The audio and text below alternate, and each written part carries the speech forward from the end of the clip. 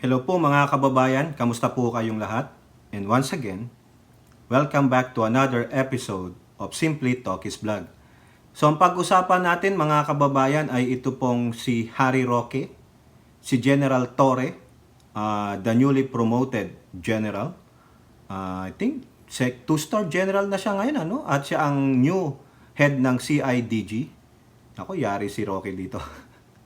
At ganun din po itong bagong balita tungkol kay Kibuloy. Dalawa po ito na issue sa kanya. Pero bago po tayo magpatuloy, tayo po ay magbibigay pugay at pasalamat sa lahat ng ating channel members, followers, subscribers, nagla-like at nagsishare ng ating mga videos, sa mga nagbi-video replay, sa mga nagsishare ng kanilang mga blessings, sa mga nakakasama natin sa ating video premiere at live stream. Special shout out to all the OFWs, the men and women in uniform, sa mga ating frontliners, sa mga guro. Maraming salamat po sa inyo at special shout out din sa ating mga kaibigan dyan po sa social media. May God bless us all. And eto na po tayo mga kababayan, unahin natin itong kay Harry Roque. Ang latest balita po dito mga kababayan ay sa GMA News Online. Lahat po itong article natin ay manggagaling sa GMA News, no? Maraming salamat po sa GMA News.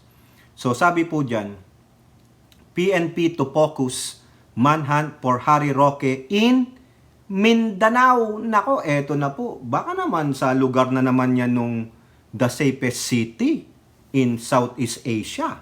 Diba? Alam nyo po ba kung nasaan yung second safest city in Southeast Asian region? Oh, ayan.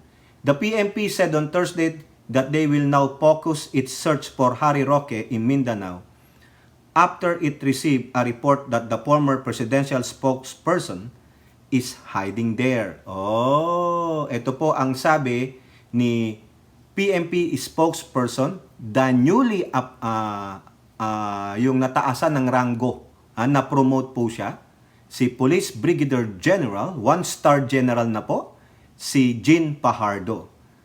That was September.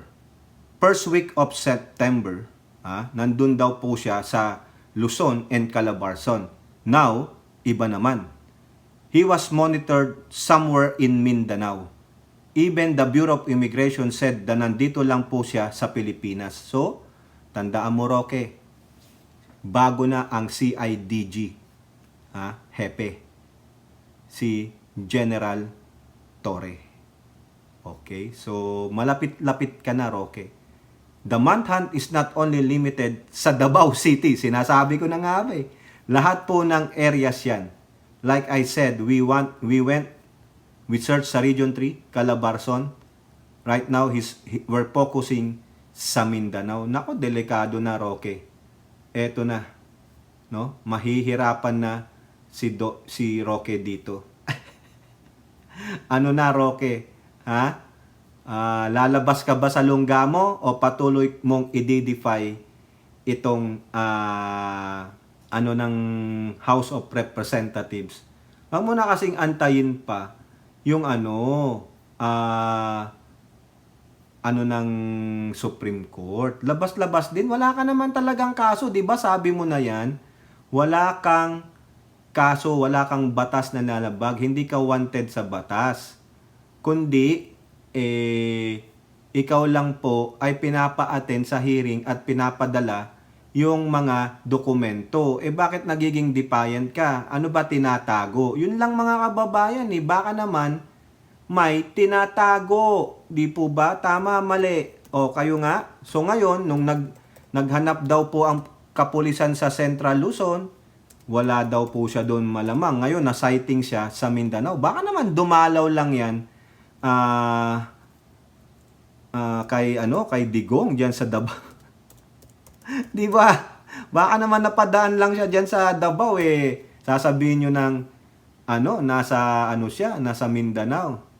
Ituloy natin 'to mga kababayan. Sabi pa ni Brigadier General Jean Pajardo, si Attorney Harry Roque, I'm pretty sure kung meron siyang mga kaibigan, mga kakilala na posible na mas komportable siyang humingi ng tulong.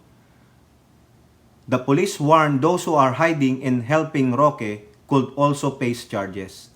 We want to remind for those people na magkakanlong po kay Harry Roque na posible po silang maharap. Ayan na. Posibleng maharap sa kaso. For obstruction of justice, for intentionally harboring a person being searched or being hunted by the Philippine National Police and other law enforcement agency po. So ayan, mga kababayan, itong si Harry Roque, kung mapapansin nyo, no, nagla-live pa to sa kanyang FB page no? Nagko-komento pa siya, yung huling-huling napanood ko, no? Correct me if I'm wrong, na sinasabi niya si Pangulong Bongbong Marcos ang unang nang iwan kay Sara Duterte. No, hindi daw dapat nang iiwan ang magkaibigan. Mokong pala siya. Si Sara Duterte na ang nagsabi na hindi sila magkaibigan ni Pangulong Marcos. At si Sara Duterte ang unang nang iwan sa Pangulo. O, di ba? Tapos ang sisi kay Pangulong Marcos, nek. O, eto pa, mga kababayan, Ito pa ang kalbaryo ni Roque. Dito po sa Impact Leadership Code Card. Anong sabi dito? PAOK o yung Philippine Anti-Organized Crime Commission to file complaint against Harry Roque for involvement in Lucky South 99. Eto na. Eto na siguro ang magiging criminal case mo, Roque. Ngayon, magiging wanted ka na rin sa batas kung hindi ka magpapakita dito. They will file the case on the very latest Thursday daw. Nako, yari na. This is basically a supplemental complaint to the one that we already filed a few backs in relation to the qualified trafficking in persons case versus Catherine Cassandra Leong at et al. O yung ibang kasamahan. Qualified trafficking in persons din po in relation to the Lucky South 99 operations. Ang ikakaso kay Harry Roque. Ayan, nako, human trafficking. Qualified trafficking, baka walang bail ito, mga kababayan, no? Correct me if I'm wrong. Ayan po ang sabi ni PAOK spokesperson Winston Casillo. Ayan po, yung during his interview with Christian Isguera. Naku, yari na, Roque. Ano nang gagawin mo dito? So pag nakasuhan ka dito, hindi ka lang wanted sa HOR, magiging wanted ka na rin totally sa batas. So kung ako kay Roque, lumabas ka na. Otherwise, baka talagang hahabulin ka na ni General Torre. Okay? So yan lang po, no? Sana, Roque, ano ka na, mahimasmasan ka na. Hindi na maganda yung ginagawa mo, no? Ito po, mga kababayan, yung si General Torre, yung bagong hepe ng CIDG, no? Kinasuhan niya na po yung mga nambaboy sa kanila, nambalahura sila during the Kojic compound search kay Kibuloy. Ito po sa balita ng politiko, no? Dito na lang po natin kukunin, mas maiksi kaysa sa GMA. Kibuloy lawyer, 11 others face sedition raps. Ayan na. Yung lawyer niya, sino ang lawyer niya? Si Torion, yung sinungaling na lawyer. At iba pa, sedition. Naku, mahirap to. Sedition and inciting to sedition complaints had been filed before the Department of Justice against 12 persons including the lawyer of accused sex offender Apollo Kibuloy and 2 hosts. Yari. Naalala nyo yun? Yung habang yung first day nung Sabado na yon, no? Loko yung dalawang host ng SMNI na yon. There are 2 cases that we filed today on the same set of people. Sabi po ni PNP Criminal Investigation Detection Group Chief Brigadier General Nicolas Torre. Hindi pa rin siya naging Major General. Hindi siya na-promote sa 2-star. Who filed the complaint on Thursday. Ayan. Torre explained that the complaints concerns attempt to stop the PMT from serving arrest warrants issued against Kibuloy, who was eventually apprehended inside the Kojic compound in Davao City last September 8. Yan. The complaint named as respondents Kibuloy's legal counsel, si Torion, S. Gemini host Loren Badoy, and Jeffrey Celis, Eleanor Cardona. Ito yung matapang na nagsasabing, siya ba'y nagsabi na antayin daw sila sa harapan ng Malacanang? Carlo Catil, Kathleen K. Lorente, Trinidad S. Arapol, Lord Byron Cristobal, patay! Si Banat Bay, kinasuhan din ng sedisyon, yari! Joey Espinasan, Esteban Silava, Jose A. Lim III, and lawyer Maria Dina Tolentino Puentes. Hindi ko po alam yung mga kasamahan ni Banat Bay na yung mga Banateros ha, pero ang alam ko lang pangalan ni Banat Bay ay Lord Byron Cristobal. Hindi ko pa alam pangalan ng dalawang kasama niya no.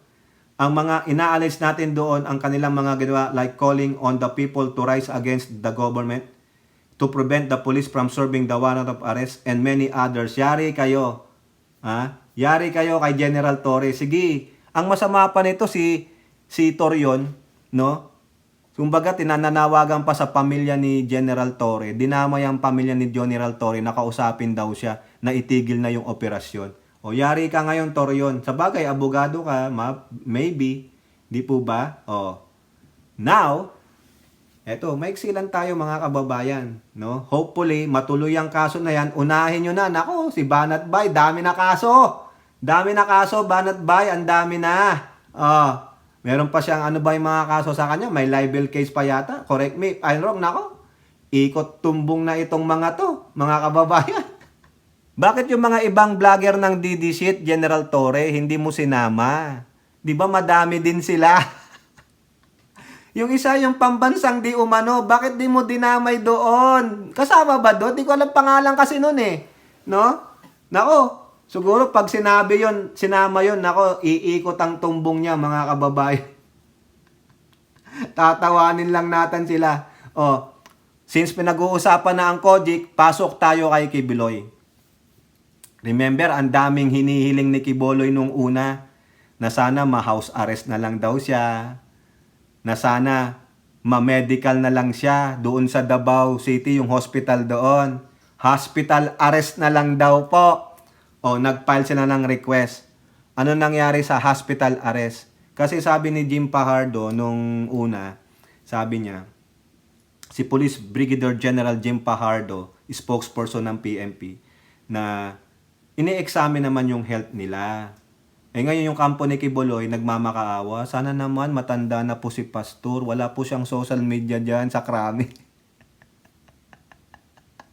Sanay po sa aircon si Pastor. Sanay po siya sa king size bed niya. Yung mga may nagmamasahe sa kanya, para lang siya na ganyan. wala pong spa doon sa krami. Di ba? Ngayon daw, meron pong gantong sakit si Pastor, baka pwede pong ma-hospital arrest. Doon pa po sa Davao. Davao na naman. Yung daw veteran hospital sa Davao City. Bakit? Kasi baka naman, tulad ng K-drama, meron siyang VIP doon na kwarto. Ngayon, anong sabi ng Pasig Court? Pasig Court, Junks Kibuloy's plea for hospital arrest. Talo! Paano na? Akala ko ba laya na si Kibuloy, wala nang kaso. Ano nangyari? Hospital arrest, bawal. Dinismiss po. Sabi dito, a Pasig court has dismissed the plea of the camp of Kojic founder Apollo Kibuloy for his hospital arrest. Ito po ang sabi dito. Ito ba to? Sabi ng mga lawyer niya ba to? Based sa manifestation ng court and defense kanina in open court. Aba, nagbalitaktakan sila. It is already denied. Denied. So saan siya? Dapat nga sa general population siya eh. Sabi nga ng PMP sa Krami, dapat hindi dito yan eh. Dapat sa BGMP na yan eh. Sila nang mamahala eh. Kasi hindi naman siya pulis. Tapos ang gusto pa nila daw sa AFP, siya makulong. Sabi ng AFP spokesperson, hindi siya sundalo ha. Walang gustong tumanggap kay Kibuloy. Bakit? Ayaw ma-associate eh. Baka magbukalkan. May donation pala sa inyo si Kibuloy ha, kaya nyo tinanggap. Yan ang sabi ng lawyer Ian Enterina and Joey Domingo, the private prosecutors of complainant. Amanda said in a message to report. Siya pala.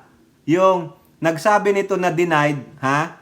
Yung lawyer nung biktima na si Amanda, hindi tunay na pangalan.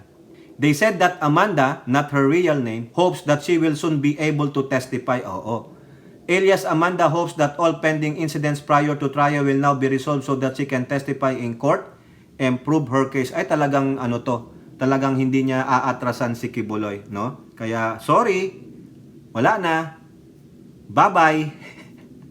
Diyan ka muna, Kibuloy. Ilipat nyo na po. Ilipat nyo na sa kung nasaan sila Canada. O, di ba? O, sabi daw dito kasi yung kanyang medical excuse. It had argued that the two have existing medical conditions and are having a hard time at the custodial facility. The police has refuted this, however. O, pinabubulaanan ng police eh. Kasi, pinadala na po yung medical report ni Kibuloy sa Pasig sa court. O, siguro nakita ng judge, o wala namang sakit ito, healthy pa sa kalabaw. O, yeah. Di ba? Healthy ka pa pala sa kalabaw eh. Bakit ka magkakaroon ng hospital arrest? Tapos, sa Davao Veterans Hospital pa, no way, diyan ka sa Manila. Ilipat ka. Diyan sa BGMP, loko ka ha, pasarap buhay ka. Oh, eto pa, labas tayo diyan. Denied siya mga kababayan ha, denied. Oh, ngayon ng PNP, tama na, ibato nyo na yan sa BGMP, pwede ba? Oh, punta tayo sa COMELEC. Naalala nyo, may nag-file po ng material misrepresentation, pinapa-DQ po si Kibuloy, pinananalify yung kanyang COC.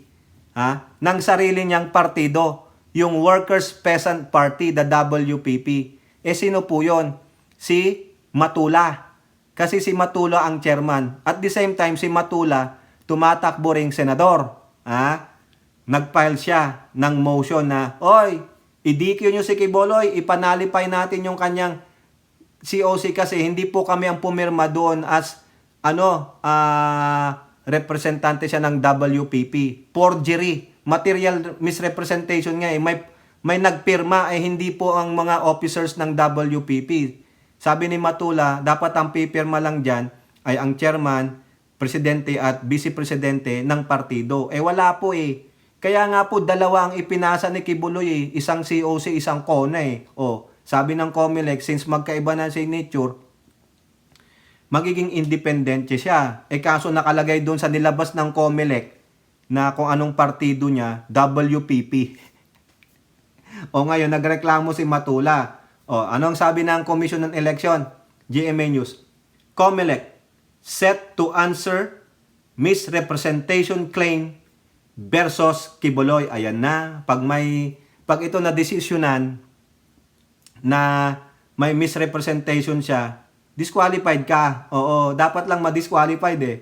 The Commission on Election said Thursday that it will give a response soon regarding the plea to cancel. Pinaka-cancel eh. Yung 2025 senatorial candidacy of detained Evangelist Kibuloy for material misrepresentation.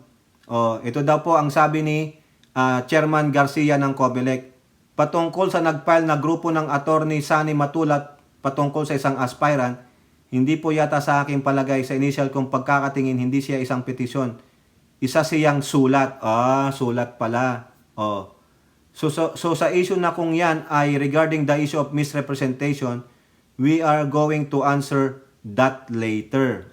Ayan. Ayun lang po ang sabi ni George Garcia. They will give their answer. Okay? So, nako Kibuloy, delikado tayo dito. Sabi po dito naman ni Chairman Garcia regarding the party list, idagdag na natin ito.